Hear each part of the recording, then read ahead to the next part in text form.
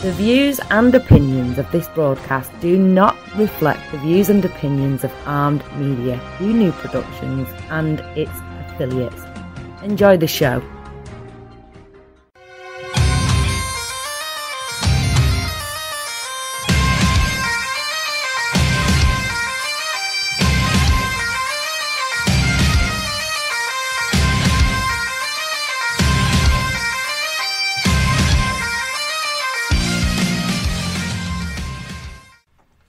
Hey guys, thanks for tuning in. It's Monday night right here on Armed Radio. You're listening to Two Beards Talking. I'm Daniel Sanders. And I'm Donnie J. And as we always do at the start of every show, we want to give a big shout out to the troops out there, men and women serving overseas and on the home front. We appreciate everything you're doing for us. Keep up the good work coming home. Come on home safe. Everybody's rooting for you. I can't word today. It's Monday. I can't word today. You can't word today? I can't word today. Why? Words, just no. No words. They should have sent a poet. It'll be all right. It'll be all right. We'll get through this. Oh, hopefully so. So, conference championship week. Yes. Just occurred this weekend. Yeah, and it was kind of strange to be watching it and not wearing a Crimson Tide shirt and yelling "Roll Tide," but the Oklahoma Sooners. Yeah. Yes. They won their conference, Big 12, and jumped Georgia, who lost to LSU, and they're now the number 4 spot, with Clemson, Ohio State, LSU being the other 3, and Jalen Hurts and company doing done good. Yeah, I'm going to say it's the Jalen Hurts Sooners. I'm not going to say it's the Oklahoma Sooners because Jalen's kind of being like Cam Newton in this respect. He's kind of carrying the team a little bit. Yeah, he's definitely carrying the team. And, when he was at Alabama, there was so much talent there. I mean, he was a very important cog in the wheel, but he was just one of many. Yes. Because Alabama's a very team oriented right. program.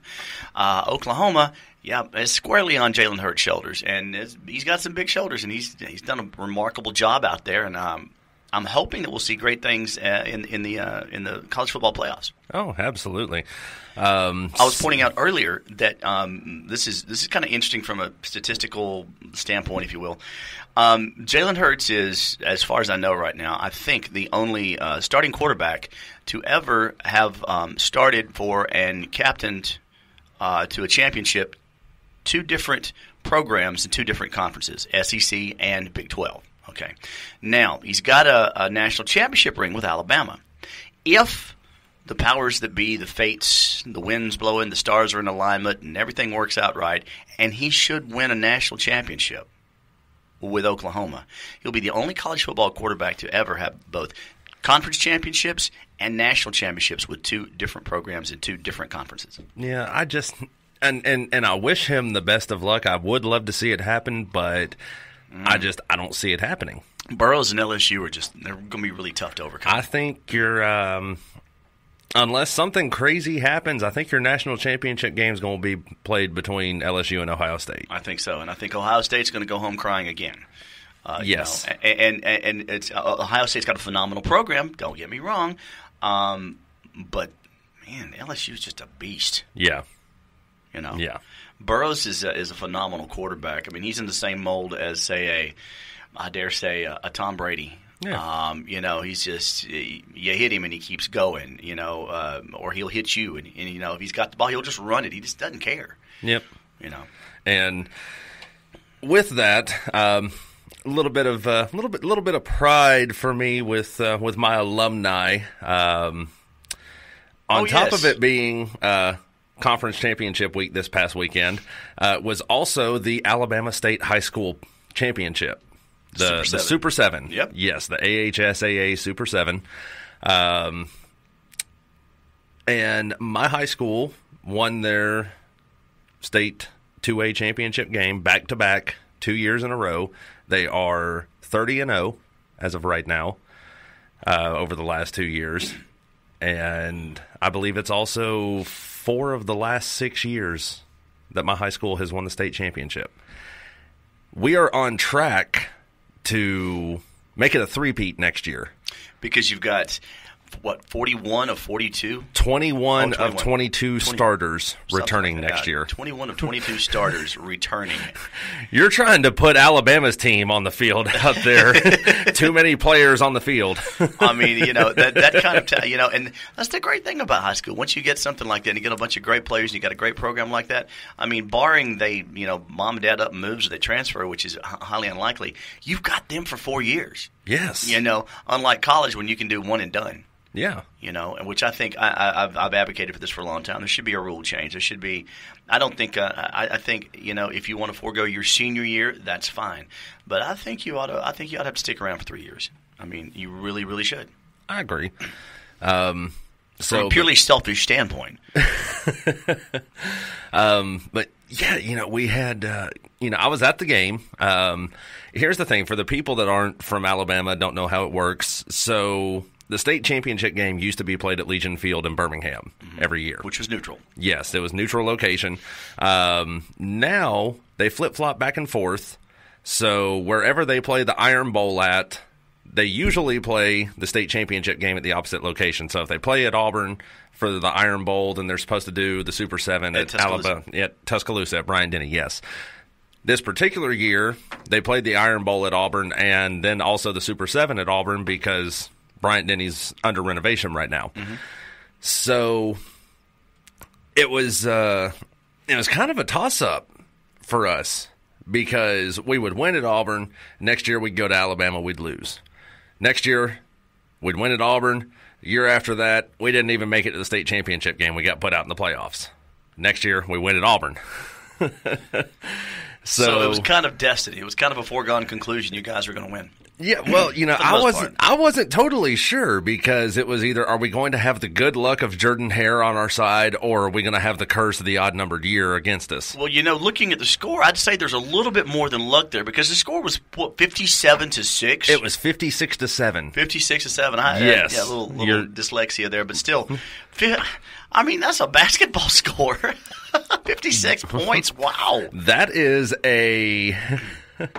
That's the other team didn't show up score. Exactly. And it's strange that it's played at Auburn. That's like a Crimson Tide score. That's, up in the 50s or 60s. I mean, that's just... Yeah, if they're playing, Appalachian State or something. Pretty much, But, I mean, that's kind of what happened. I mean, Reeltown, I remember hearing the reports. I'm not familiar with Reeltown, but I heard several people going, yeah, that ain't going to happen. And I'm like, what? They're like, now, Reeltown got to they got there because of the schedule and the way things played, but they're not going to take 5. And sure enough, man, the Red Devils showed up to play, and that's what they did. And and also congratulations to the Oxford Yellow Jackets. Yes. And the Piedmont Bulldogs, I believe. Piedmont Bulldogs, yes. Class 6A and 3A, respectively. Mm-hmm. They also brought home national championships, state championships, rather. And this is important for us because feels like a national championship. Yeah, really. For those kids, it does. That's a moment they'll live for the rest of their life.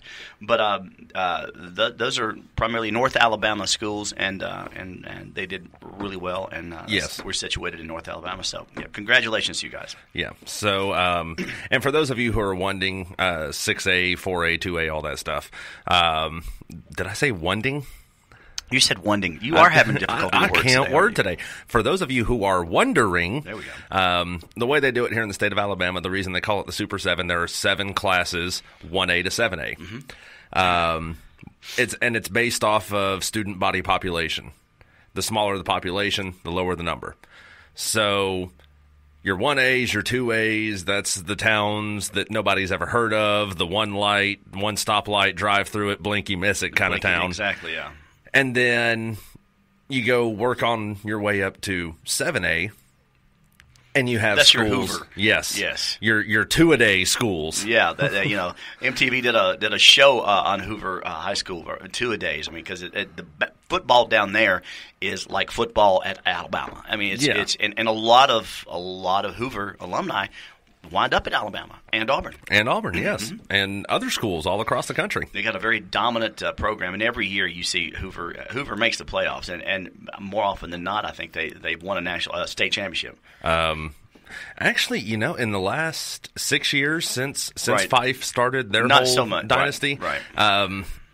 I don't think I've seen Hoover make it to the state championship round. For many years they did. I mean, yeah. But, you also got to think, too, when they first started this, the 7A class, there were only 7 schools in the state of Alabama that were 7A. Mm-hmm. You had Hoover, Thompson, I believe, was one of the original 7, which they also won state championship. They won the 7A class state championship. I don't know. I think there's like 12 7A schools now. But these schools, they don't just play other schools from Alabama like my high school does from Fife. Mm-hmm. Hoover, they will travel right across the country. Mm-hmm. They will play schools from Texas, from Florida, from California, from Oklahoma. I've looked at their schedule. I've seen it. Yep. And it's insane to me.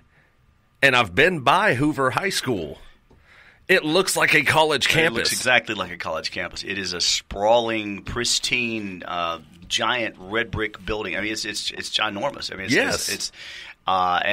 that's why they're That's why they do what they do. That's why they've got a storied football program. Like I said, MTV back in the early back in the 2000s, MTV did a show called Two a Day there because they do 2-a-day practices, and very few high schools do that. Not a lot of them do anyway. But Hoover, they take their football very, very, very, very, very seriously. Yes, and as evidenced by the fact that they travel all across the country and they play other great high school teams. I mean, yes. The teams that they play, they travel across the country to California, to Oklahoma, or to wherever to play them because these are like the number one school in the state. Yes. And you only get better by playing people who are as good or better than you are. Yeah. When you keep running up a 65-3 score, you don't get good that way. Yeah. Now, I was looking on Max Preps at I was looking at Fife's rankings, obviously, for obvious reasons. And as of right now, they just updated the rankings. Fife is currently sitting 1,014th in the nation. Wow. Now, just to put it in perspective for you, I tried scrolling through all the pages to get to the end of the list. It was showing like 20 results per page. I was up to number 5,000 as far as rankings go. I was up to 5,000, and the pages were still going. Wow. It didn't give me an option to jump all the way to the end. Big 1,000's up there. Yeah, for little 2A, podunk, no name. The biggest claim to fame, well, now the biggest claim to fame is our football dynasty, but before, the biggest claim to fame for Fife was UFO sightings. Yes, they have UFO days.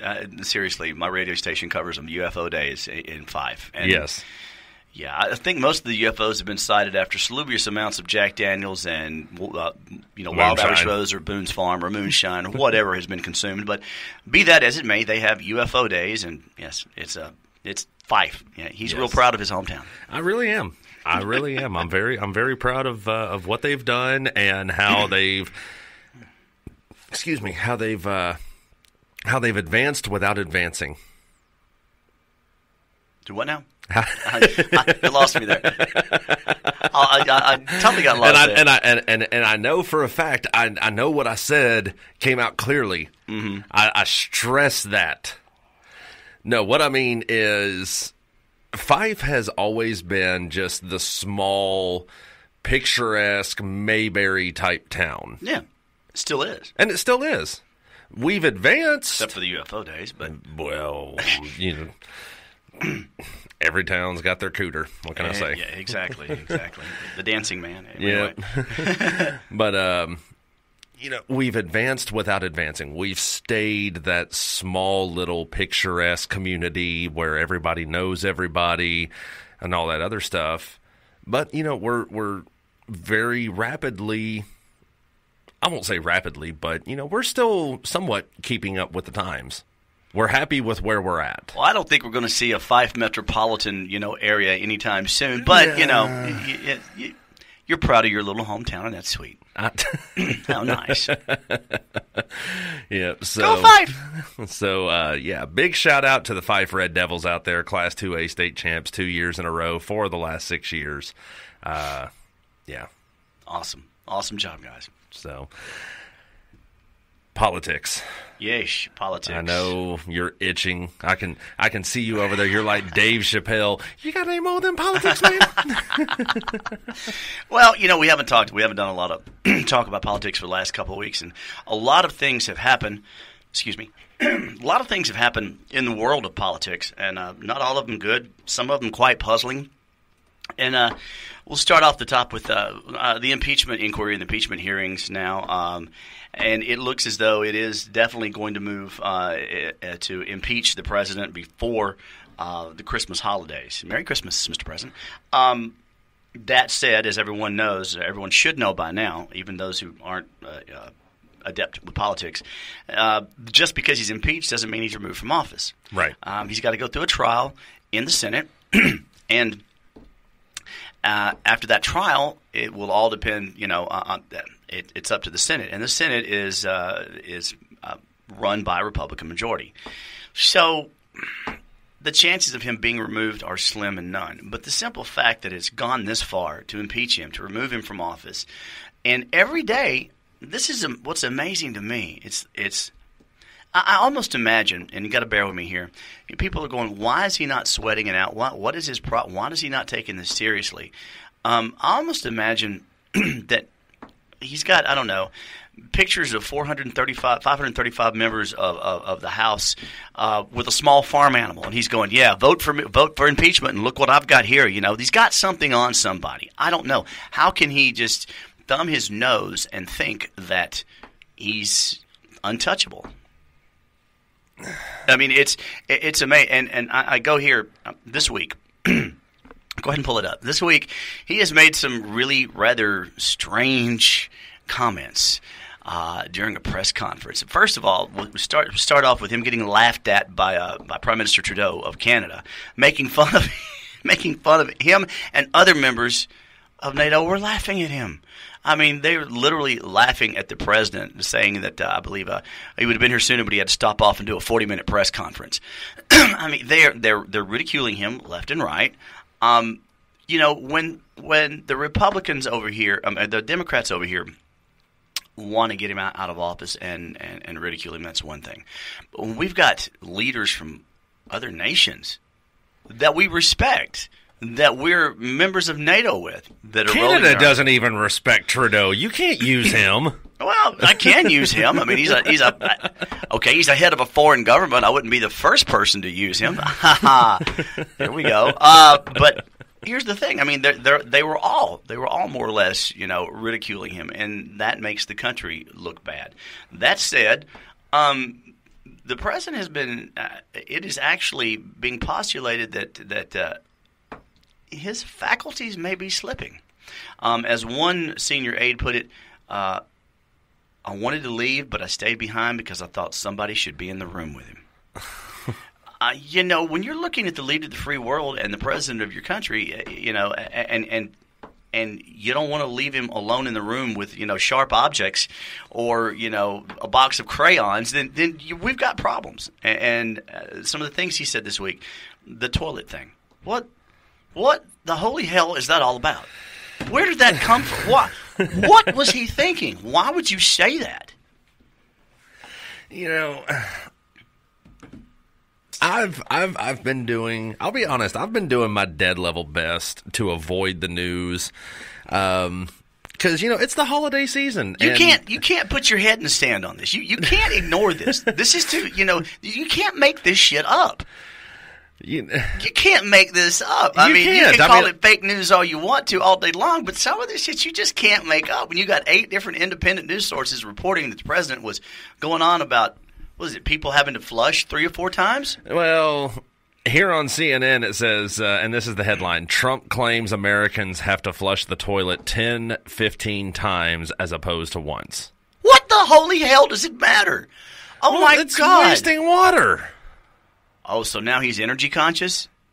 Jesus. Why can't he be energy conscious? Well, it's awfully strange that he's worried about the flushing epidemic right now. We'll call it Flushgate. We've got Flushgate going on now, right when they're getting ready to impeach him. Can you say deflection? Does the word deflection mean anything to you? Say it with me. Deflection. I bet you yes, can. Yes, it does, because I think the impeachment is a deflection from Epstein. Nobody gives a shit about Epstein. Everybody gives a shit about Epstein. That's why there's so many fucking memes out there It's about one he more didn't kill pedophile himself. that's been flushed down a toilet. Who gives a shit? Who had dirt on several high-powered government individuals?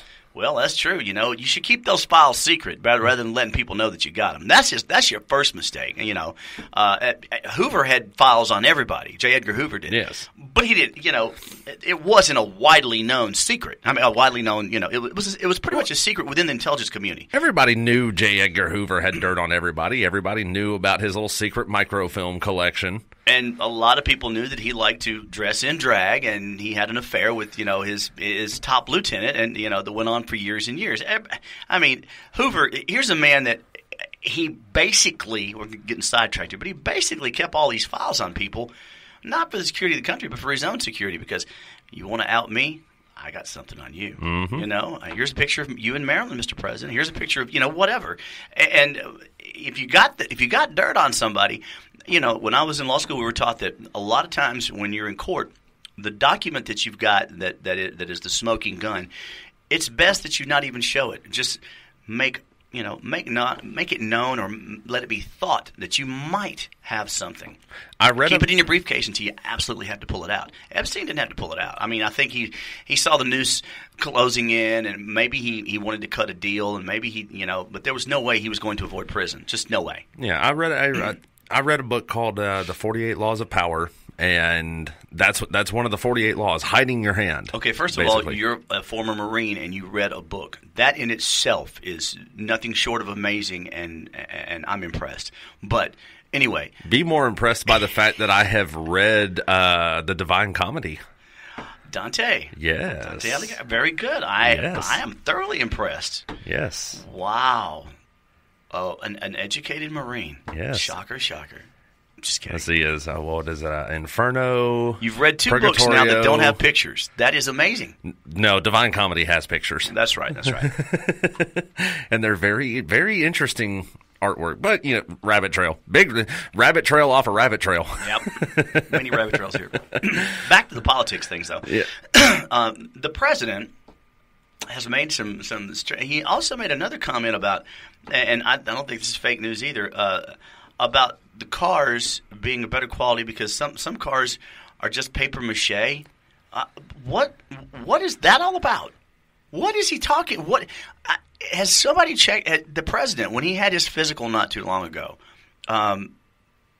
Did they check his brain? Did they check his his cognitive ability, his thinking skills, his reasoning, his rational? What the hell is going on? So I wonder, because I've not heard anything about that. I wonder if he's referencing the thing like with Ford, for example, replacing steel with aluminum to make it a lighter weight vehicle for fuel economy. Where the hell did paper mache come in?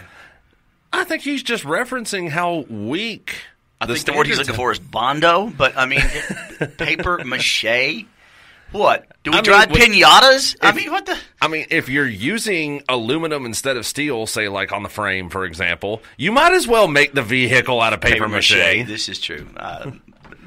Rabbit trail here. My grandfather had a '68 Ford pickup, and he drove it all around everywhere. And this is several years ago before he passed away. Old beat up pickup truck. Dad never stopped for any tree that was bigger than say 3 or 4 inches in circumference. I mean, he just run over it. I remember going, Dad, there's no fence there, and his response was, there will be in just a second.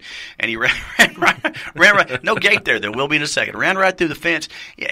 That said, he got hit by a Toyota one time, and 68 Ford pickup got rear-ended by a Toyota, and there was a slight dent on the bumper, and the Toyota was totaled completely. Yeah. And if he's in reference to that, that's fine, but it's the way he says these things. I mean, this is a man who either doesn't think or doesn't know how to think before he speaks.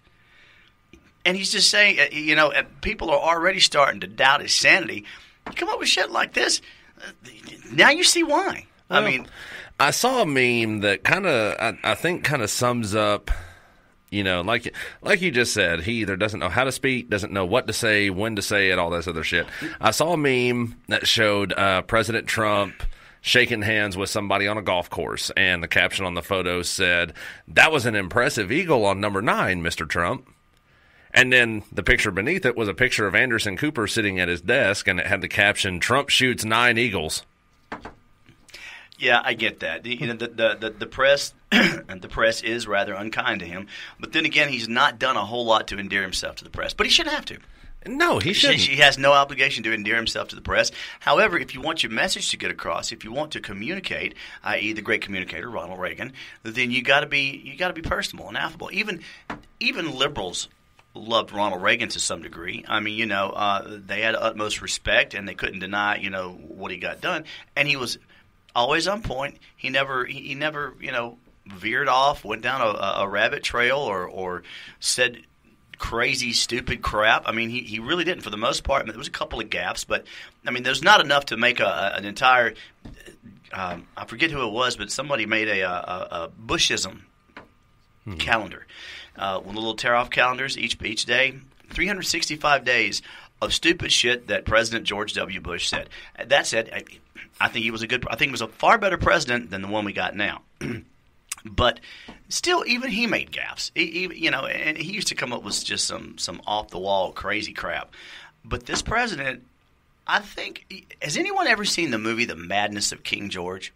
It came out, I believe, in the mid '80s, mid to early '80s, maybe '90s. I'm not sure. It's been several years ago, but it's an exceptional movie, and it deals with the historical fact that King George, after we won the Revolutionary War, he went just a little bit mad. Whether because of losing the colonies or whatnot, he went mad, and they actually his son was going to depose him, was going to act in his stead. You couldn't kill him; that's regicide. But he was going to act as a regent and rule in for him because he was incapacitated. Well, he came back. Regained his faculties and took over his duties as king. That said, he did go temporarily insane, and I think somebody needs to check. Somebody needs to check on the president because, I mean, he'll do something great, and then he'll do 3 things that just make no sense. He'll do something, that makes sense, then he'll screw something up, and it's like every week he shoots himself in the foot. And I've said it before, I can just imagine being not a fly on the wall, but being an advisor in the room with the president. On any given moment when he goes off script, and at any given moment, you know that it's going to be epic. You know that someone's going to put their foot in their mouth. You know that it's going to be in the news cycle for the next 48 hours. And when you've got stuff like that, you can't further an agenda. You can't get anything done. When you're dealing with spin control, when you got your whole administration's in spin control, and you're dealing with bad press and terrible quotes and just stupid shit that was said, nobody takes you seriously. Right. See, more than anything, what I would love to see, stop worrying about this fucking impeachment shit. Because it's not going to happen. No. Okay, the impeachment will happen. He's not going to be removed from office. No. That's not going to happen. Stop wasting time and money on this shit. Focus on coming up with a budget so the government's still running after the first of the year. True. Rather than having a continuing resolution, we need to have a solid budget. But that is not likely to happen. And another thing that I think the president, I'm sure he's noticed it. If it hasn't, his aides have, and if they haven't, they should be fired. Especially his campaign advisors, rather. Have you seen the trend here lately?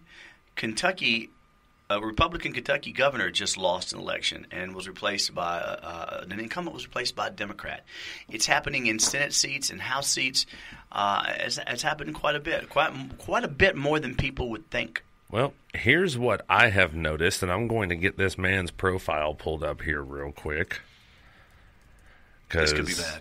This is... I have no idea where he's going with this. This is actually pretty disturbing. Joe Morrissey. Yes. Is member-elect to the Virginia Senate from the 16th District. Are you familiar with Joe Morrissey's past? It is rather checkered.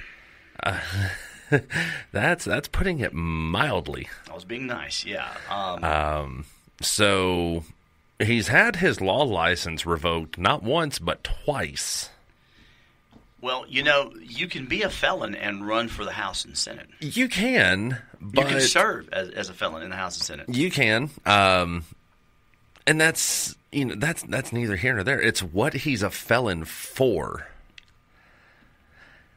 In August of 2013, Morrissey was found by police to be in his home in Henrico County with a 17-year-old girl, now his wife, who was an employee of his law office. Morrissey, the girl, and her mother denied any impropriety, but subsequently a Henrico County court convened a grand jury to investigate a possible improper sexual relationship between Morrissey and the girl. In June of 2014, Morrissey was indicted on felony charges of indecent briberies with a minor, possession and distribution of child pornography, and electric solicitation of a minor, in addition to a misdemeanor charge of contributing to the delinquency of a minor. Thank you. Words. For which conviction he served 3 months of a 12-month sentence. After being convicted, Morrissey resigned as a delegate at the Virginia House. That's some pretty serious shit. And now he's back in the news because he was just elected to the Virginia Senate. Which tells you that the Democrats, and I guess by and large Republicans too, but maybe not so, but the Democrats are so desperate and so fed up with what's going on right now that they would put this person back in office. Yes. I mean, and this goes back to what I was saying. It's there's whether you like the man or not, it doesn't matter which side of the aisle you're on. And there's a lot of spin going on. I mean, it's all total spin. But you can take up for him all you want to, but you cannot deny that he has said and done some very unpresidential things. He has made some comments that make people scratch their heads and go, did he really just say that? And his arrogance at thinking that he can't be touched, the chances of him being removed from office are slim and none. But numerous times there's been a count done by the whip. That's what the whip does. The majority whip basically goes around and makes sure that we've got enough votes for this to pass, so we don't look stupid. What's to say that there's not 10, maybe 8 or 10 Republicans whom he's pissed off that suddenly change their vote? I mean, you just don't know. Based on everything that I've seen, there have actually been just as many Democrats that are flip-flopping on the whole issue. You got Republicans that are saying, okay, maybe we should do this, and then you got Democrats that are going, this might not be a good idea. And what you could invariably happen, and it's happened before, is that enough on both sides change their mind that it's still even. Yeah. It's still deadlocked because you have the same number of people that switch sides on both sides. Nothing has changed except somebody's opinions. Yeah, you get 7 or 8 Republicans saying, yeah, this might be a good idea. Then you get 7 or 8 Democrats. Maybe we shouldn't do this anymore. Yeah. Mm-hmm. Now, this is going back. And in that case, I'd like to point out the winner would be President Trump. Yes. Now, this was another thing, and I'm going to do some more research into this to find out what's going on with this. It says William Neely, and this is going back to Mr. Morrissey. William Neely, the special prosecutor appointed to investigate the Morrissey case, secured new felony indictments back in January of 2015 against Morrissey for perjury and presenting forged documents during his sentencing hearing from his initial trial with this whole thing. I'd really like to find out what's going on with that. Well, here's another thing. I can't speak to the child pornography. Now, here's the thing. And again, I have not seen any evidence in this case, so I'm simply speculating here. And roll with me with this. The girl was 17 yes. and worked in his office. Yes. All right. You and I both have seen some 17-year-olds that would knock your socks off. I've seen some 15-year-olds that could walk into any nightclub in the country. They looked every bit of 25, whatever. Mm-hmm. And I haven't seen a picture of this girl. What year was this? This was in 2013. In 2013, 17-year-olds looked like they were 22 and 25. So, yes, but here's the thing about it. She worked in his office. He should have known or had reason to know that she was underage. Yes. Agreed. That said, it's a statutory infraction. Nobody's made an allegation that he actually molested her. The mother even came forward and said, hey, we don't want this. But as we're taught in law school, the only defense against statutory rape is I didn't do it. It wasn't me. I wasn't there. Yes. That's the only defense, because anything other than mom said it was okay, I saw a birth certificate, I saw a driver's license, does not matter. She is, in fact, 17, and so he was guilty. Yes. Now, the child pornography, he could have taken a picture of her as she was naked. Yeah. So they're going to stick child pornography on. It's just something they want to tack on. But it makes him sound like he's a pedophile, like he's on the dark web out there, showing pictures or buying pictures of 3-year-olds or something, And I don't know the evidence in this case. That may be true. But the bigger thing here is, and this is sad, but, I'm an independent, but it is sad for the Democrats that they are so desperate, so bereft of talent on their side of the aisle that they have to re-elect what is, by a technicality, a pedophile. Yes. And, that's the – okay, so in the state of Alabama, I've done a lot of research talking with attorneys and laws and stuff like this, not for my own personal reasons, but so in the state of Alabama, age of consent is 17 years old. Yeah. It is many states, actually. It's many southern states, yeah. Yes. So except Kentucky, I think it's 14, but I got to check on that. Well, I think that's only if it's your cousin. Yeah, exactly.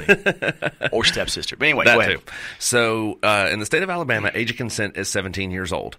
However, if I was in a relationship with a 17-year-old, a legit relationship between she and I, if she sent me pictures of herself, nude, even topless, by federal law, that still falls under child pornography. Yes, it does. Even if I'm in a relationship with this girl, I can see her naked while we're having sex. Which is against the law. Well, at 17, yeah. But the pictures, having the pictures itself, yeah, that's by definition child pornography. Yes. So... But see, it's the difference. It's like it's all in the context, and that's what I'm trying to stress here. It's like tossing the word felon around. Okay. Yeah. Now there's some bad felons out there. I'm talking murder, rape, legitimate pedophilia, multiple homicides, legitimate pedophiles. Exactly, and that's some serious bad actors. Some just people that lock them up, throw away the key. I get that, but the word felon also means any crime for which you have to serve more than 365 days. So a year and a day, 366 days. You're technically a felon. Now, writing too many bad checks can be a felon. Yes. Felony DUI, which in itself is a bad thing. But there's a lot, I forget exactly how many, so many different crimes that can become a felony. And it does not necessarily mean that you are, per se, a terrible person. Yeah. You've made some bad life choices. Yeah. That said, having an affair with a 17-year-old that is 17 just doesn't cut it. Yeah. I mean, I'd be like, if it was me, it's like, hey, I'm attracted to you and I think you're hot. On your birthday next year, give me a call. Yeah. Let's, and here's the really bad thing about it. This man is 62 years old. Oh, okay. I did that. I did not know that. So now we're talking 6 years ago, 2013, when she was 17. He was 56. Yeah. And she was 17. So, I don't know, that whole pedophile thing might be kind of carrying a little bit more weight. Well, it would be no different under the law if he was 21 and she was 17. Right. It would be no different under the law. Maybe the sentencing might be different. It would be more. It's definitely more frowned upon because there's a double standard. If an older woman goes out with a younger guy, she's a cougar. If an older man goes out with a younger woman, he's a cradle robber. He's a cradle robber, dirty old man, whatever, pedophile, blah, blah, blah, blah. So there's that double standard there. But that said, it does look a whole lot worse for him for being old enough to be her grandfather. Yeah. Great grandfather, man. I don't know. That's pretty much out there. But I'm gonna look and see exactly when her date of birth is. But here we go, rabbit trail. But the bigger picture here is that the Democrats are so desperate, and that goes to the upcoming elections. who's going to take who is there out there that could take Trump? We talked last week briefly about Bloomberg jumping into the race, and although he has a formidable war chest and has pledged $105 million of his own money to run in this next election, I don't see him getting the Democratic nomination.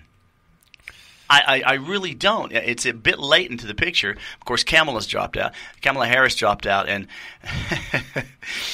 in the tweet of the week, she announced that she was dropping out of the race, and President Trump tweeted, "Bye, Kamala, we will miss you." And she said, "See you at your trial, Mr. President." No, don't worry. I'll see you at your trial, Mr. President. Shots were fired. Yeah, I thought that was pretty good. Yeah. So she is 22 years old. He is 40 years her senior. He is technically old enough to be her grandfather. I know. And he is now in the Virginia House. Senate. Virginia Senate. Yes. Yes. Virginia Senate. Oh my God. He'll be governor in a couple of years, probably. Yeah, I'm just saying, man. It's Virginia. Virginia's for lovers. Actually, I don't know if being a felon, I don't know if he can run for governor.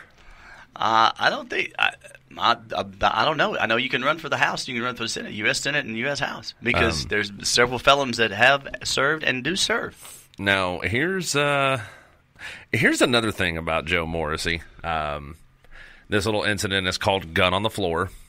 It said he attracted national attention in January of 2013 when, during a debate on gun control, he pulled out an unloaded AK-47 from under his desk and flourished it on the floor of the House of Delegates after a Republican-controlled subcommittee had killed a bill of his that would have tightened gun controls in the Commonwealth on weapons such as AK-47s.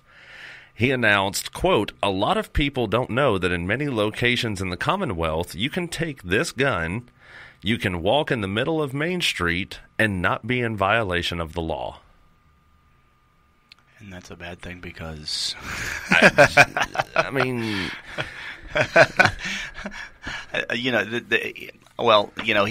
he's a little bit on the left, I think. Maybe just a little bit to the left of, I don't know, Vladimir Lenin. But anyway,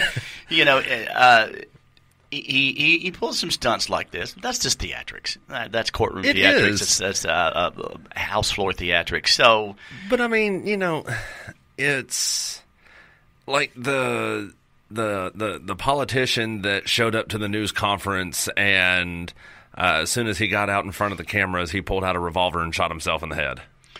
Well, I can think of several politicians that wouldn't offend me in the least. But that said, yeah, you never know what's going to happen. Exactly. When you pull out a AK-47, on the floor of the House, maybe your intentions are, I can't see that happening today. But I mean, maybe your intentions are not quite so benevolent. I realize he was trying to prove a point.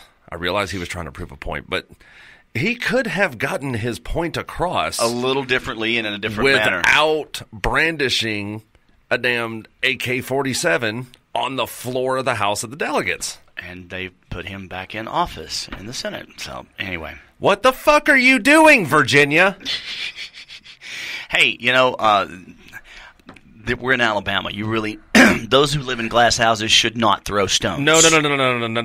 This is the instance where Alabama has stepped out of their glass house to cast this stone. What the fuck are you doing, Virginia? I'm going to step out of my house, I'm going to throw this stone, and then I'm going to go back inside and worry about what the fuck Florida man is doing. And speaking of Florida, some very sad news this past week. In Pensacola, Florida, a terrorist, a Saudi national, a second lieutenant that was down there studying at the at Pensacola Naval Air Station, opened fire, killing 3 U.S. Navy sailors.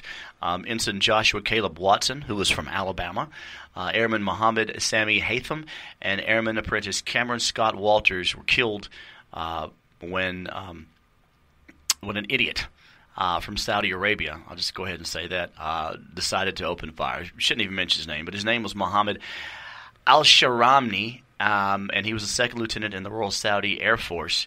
And it has been since revealed that he actually the night before had a dinner party or whatever and watched videos of shootings. And somebody was actually one of the Saudi airmen, Saudi officers was actually recording the shooting as it happened. But for the heroic actions of Joshua Caleb Watson, Ensign Watson, with his dying breath, gave information to the police officers, vital information that helped them locate, pinpoint, and neutralize the terrorist. And then he died of his wounds later on.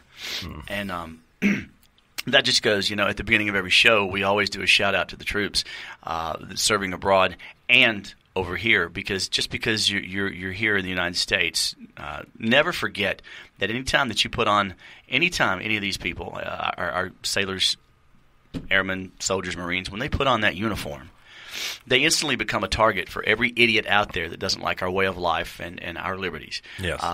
Just because you're at NAS Pensacola, or maybe you're at Great Lakes, Illinois, a recruiting or station Palms. In Chattanooga, Tennessee.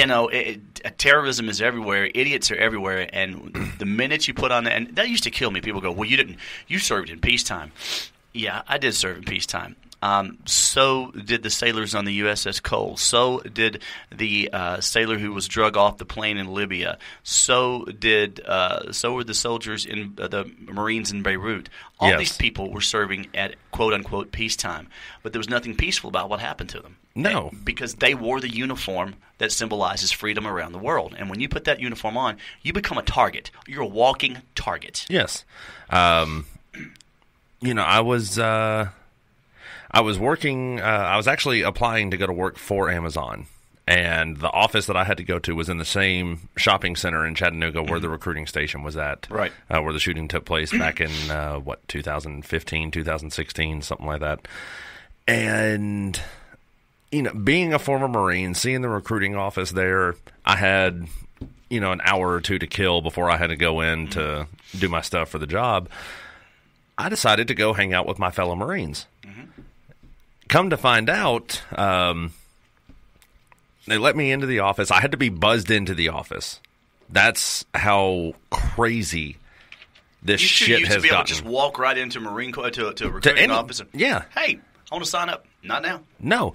Now they have electronic security measures, electronic keypad, or hell, I think there's even some where they have biometrics. Fingerprints. And bulletproof glass. Bulletproof glass, yes. So, they buzzed me into the office, and I'm sitting there. I noticed one of the desks, there was a backpack there. I had the same unit patch from 2nd LAR. Mm-hmm. And I was asking one of the recruiters, hey, who's the one from 2nd LAR over here? He was one of the recruiters that was there when the shooting happened. This guy that he got to 2nd LAR right after I left there. Mm-hmm. He was one of the recruiters that was there when the shooting happened, took a bullet in his leg, I think it was, while he was trying to get people out of the line of fire and everything. Was still active working at the same recruiting office. Mm-hmm. He came walking into the office a little while later, and I talked to him and everything. And, I just, for the life of me, I've been to Iraq twice. We kind of expected getting shot at over there. That's what I was about to say. When you're in combat, yeah, that's expected. I'm going to get shot at, but you get a job as what they used to call a cushy job as a recruiter. You got quotas to meet and everything, which is why recruiters lie to you. But anyway, you've got these quotas to meet, but it's pretty much a cushy job. Yeah, it used to be. Now you get shot at. Yeah. You should get combat pay. Yeah, I actually went home on recruiter's assistance one time. And I had a little 380 auto that I carried around for protection.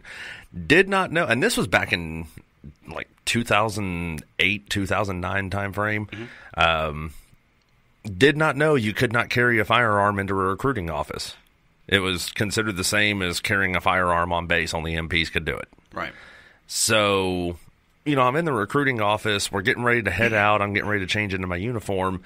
And I take this thing out of the holster and I ask them, do we have like a locking filing cabinet or a safe or something that I can put this in? No, you need to get that out of the office right now. You can't have that in here. Yeah.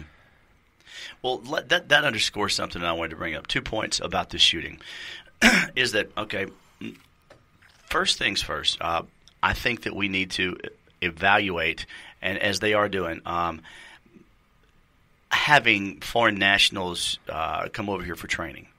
And I know Saudi Arabia is one of the few friendly powers that we have in the Middle East that's friendly to us, and we have a great relationship with Saudi Arabia. That said, it was a damn Saudi Arabian national that did this.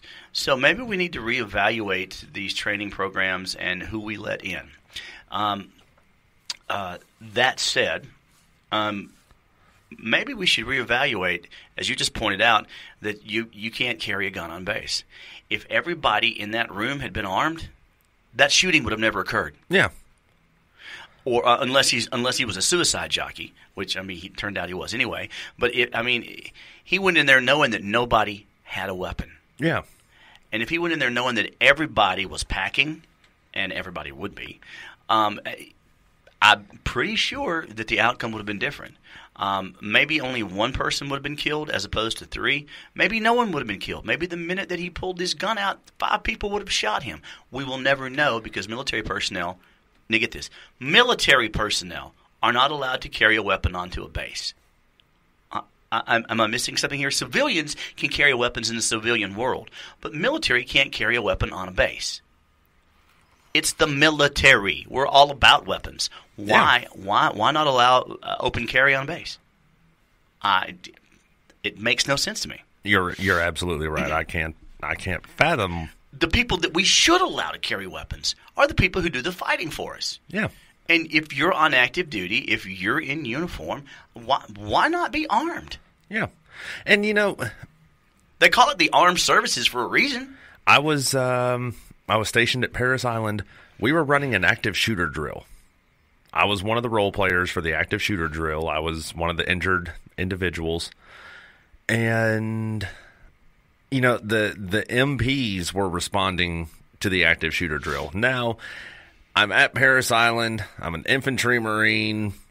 I'm being a little bit belligerent in my role. I can't imagine that. As I'm helping wounded into the all-weather training facility, the scenario was V-bit attack at the parade deck and then active shooters on base. Mm-hmm. So I'm helping more wounded individuals into the all-weather training facility, and the whole time I'm helping people. EMS is doing their job, firefighters are doing their job, all the civilians and everything. I'm sitting there going, gee, if we had guns that we were allowed to carry, this wouldn't have fucking happened. There's no denying the logic there. I can understand having gun laws and maybe some restrictions. I don't agree with them, but I can understand people wanting there to be some restrictions for civilians. Yes. Because there's some civilians that do not need to carry a firearm. They don't deserve to carry. But the military, there was a time when if you wore the uniform of a sailor or Marine or a soldier, you automatically were armed. Mm-hmm. And it's only been since the turn of the century that went out of fashion, and it's ridiculous because these are the people that should be armed. We call them up. We expect them to do our bidding, to do violence on our behalf, but we're not going to arm them. We expect them to defend us when they can't even defend themselves. Exactly. It's the biggest miscarriage and the biggest. I'm just going to call it what it is. It's bullshit. It is. If that classroom, which that's what it was a training classroom, if everybody in that classroom had a sidearm, that wouldn't happen. No, absolutely not. Yeah. Simply, the de-escalation factor would have automatically been there. I mean, I'm not walking into it's like it would be like you see in some of these movies or some I've seen several movie clips where some idiot walks into a diner and pulls out a gun and says, "All right, give me all your money," and 17 different cops unload their and pointed at the guy. I mean, you picked the wrong damn restaurant. It would have been something similar to that. Yeah, that was a Glock advertisement. Gunny and Glock. Yep, Gunny and Glock. You picked the wrong restaurant. Yep. You know, and it would have been something similar to that. I mean, the guy I don't think it would have ever happened because even though suicidal he may have been, you're only going to get off one shot before you've got about 80 in you. I don't even think you'd get off the one shot. And the reason why I say that is when I was at SOI, we were doing a live fire range. Mm-hmm. And, I'm in this platoon waiting to go through the range.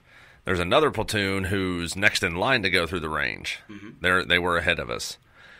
We heard all of this commotion going on in the tree line. What the fuck is going on, man? Turned out one of the guys in the platoon racked the bolt back on his saw and was getting ready to bring the hate, pointed it at one of the guys in the platoon and said, "Are you ready to die?" Oh, well, you've got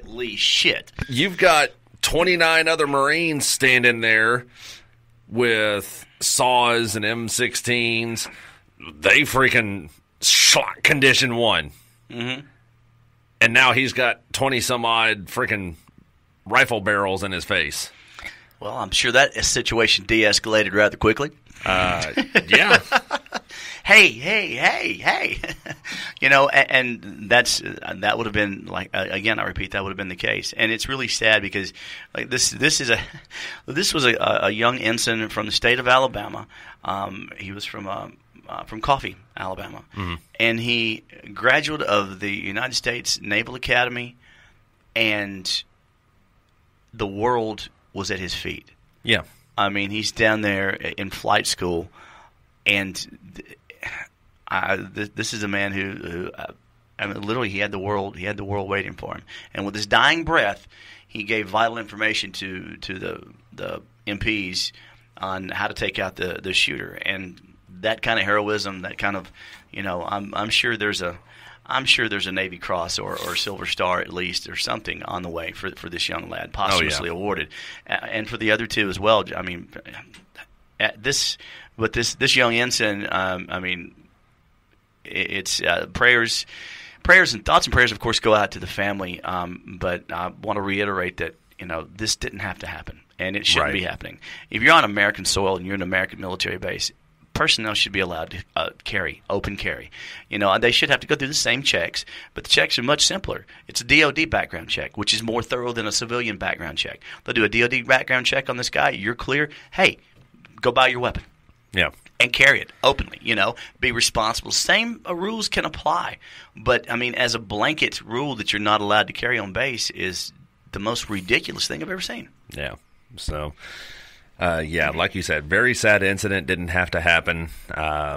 And definitely things need to change for sure. So we're running out of time. We're going to have to leave it at that. Don't forget to go on Facebook.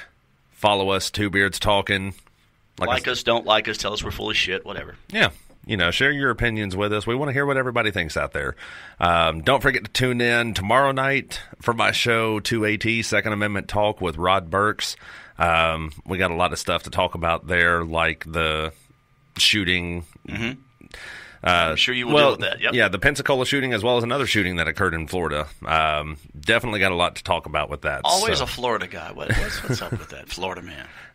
That one was really messed up. So, again, big shout out to the troops out there, men and women serving overseas and on the home front. We appreciate everything that you're doing for us. Keep up the good work. Come home safe. We're all rooting for you here back home. Donnie, you got anything else? That's about it for me. Excellent. All right. Well, it's been a great show. Yes. One last thing. Epstein didn't hang himself. Had to go there. Yep. So, we appreciate all the listeners out there tuning in. This has been Two Beards Talking right here on Armed Radio. I'm Daniel Sanders. I'm Donnie J. Thanks for listening, everybody.